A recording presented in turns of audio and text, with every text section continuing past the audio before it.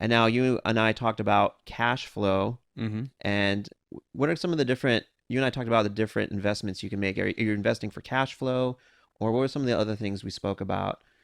Yeah, so I was saying that there's kind of two approaches to like a long-term rental investment, and Hmm. one is if you're buying in the outer areas, the more rural markets, you can get more cash flow. Usually, you can get Hmm. and we would call that a cap rate, and people can Google what a cap rate Uh-huh. is.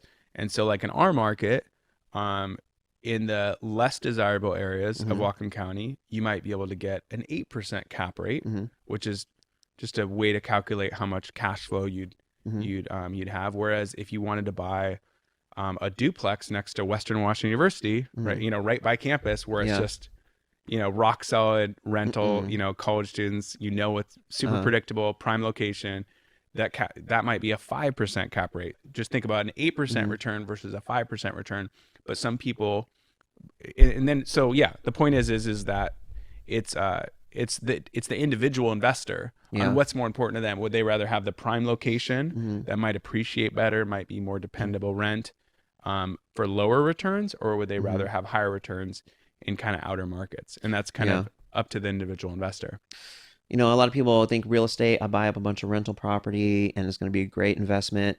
People make a lot of mistakes. Like how many people you see coming into it from an investment side that wind up getting out of investing all completely, just want to get rid of the house or dump it. Like how many people actually, because it is probably like a skill set, right? To find a property that you can hold long term that turns out appreciates and you can sell and make a profit. Like, Yeah. is there a lot that goes into it, or is it not as difficult and complex as? Well,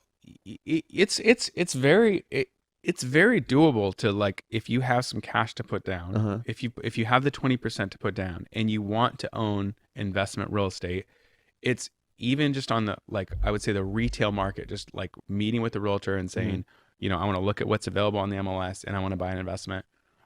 It's very doable, but very similar to what I was saying, getting prepared for buying a home. Hmm. Like, buying an investment, you have to get prepared as far as, you know, meeting with loan officers. If you want to look at places that need more work, trying to figure out if you can get private money Hmm. lined up, Yeah. right? Hmm. So like you might have a private money, Hmm. person. You might have a bank, this kind of bank for this kind of house, and then this kind of loan for this kind of house. Yeah. Lining all those up, and then having the realtor you're working with, and then coming up with a plan. Like, Hmm. I want to have this kind of investment. Hmm.